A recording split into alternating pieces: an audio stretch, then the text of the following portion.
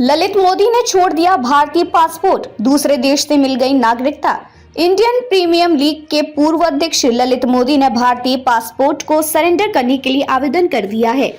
उन्हें वनुआतु की नागरिकता मिल गई है।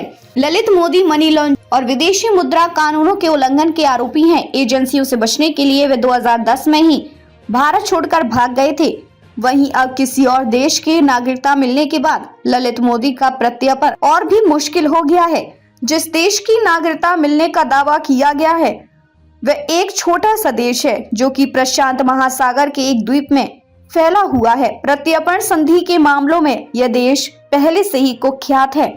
विदेश मंत्रालय के प्रवक्ता रणधीर जायसवाल ने कहा, उसने लंदन स्थित भारतीय उच्चायोग में अपना पासपोर्ट जमा करने के लिए आवेदन किया है। माना जा रहा है कि ललित मोदी लंबे समय से लंदन में ही रह रहा है। जिस तरह से मेहुल चोकसी ने एंटीगुआ की नागरिकता ले ली थी, उसी तरह का दाव ललित मोदी ने भी खेला है। अंतर्राष्ट्रीय सूत्रों के मुताबिक ललित मोदी को 30 दिसंबर 2024 को ही वनुआतु की नागरिकता मिल गई थी। जायसवाल ने कहा, कानून के मुताबिक जिस तरह से भी संभव होगा हम उनके खिलाफ कार्रवाई करेंगे। ललित मोदी पर 2009 में आईपीएल के लिए 425 करोड़ की टीवी डील करने में नियमों का उल्लंघन करने का आरोप है। उस समय ये डील वर्ल्ड स्पोर्ट्स ग्रुप के साथ हुई थी। इस मामले में एजेंसियां ललित मोदी से एक बार ही पूछताछ कर पाई थी कि वे देश छोड़कर ही चले गए और तब से यूके में ही रह रहे थे। ललित मोदी को ही आईपीएल शुरू करने का क्रेडिट जाता है।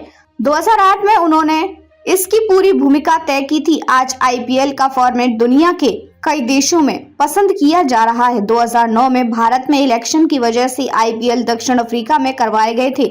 आईपीएल 2010 के बाद ललित मोदी को बीसीसीआई से सस्पेंड कर दिया गया। पुणे और कोची के फ्रेंचाइजी से डील मामले में गड़बड़ी करने के आरोप में उन पर कार्रवाई की गई थी। बीसीसीआई ने उनके खिलाफ जांच करवाई और दोषी पाए जाने पर 2013 में आजीवन बैन कर दिया। वे लंबे समय से लंदन में ही रह रहे हैं। कई बार इंटरव्यू के दौरान उन्होंने खुद को निर्दोष बताया।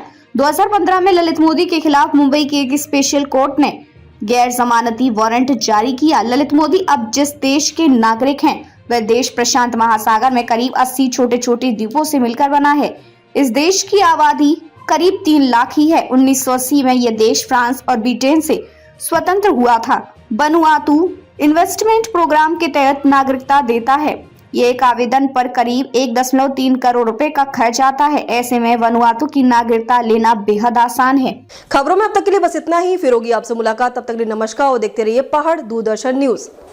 ऐसे ही लेटेस्ट अपडेट पाने के लिए हमारे चैनल को सब्सक्राइब करें और तुरंत नोटिफिकेशन पाने के लिए बेल आइकन प्रेस करना ना भूलें। यदि आप हमें फेसबुक या इंस्टाग्राम के माध्यम से देख रहे हैं तो हमारे पेज को फॉलो जरूर करें। धन्यवाद।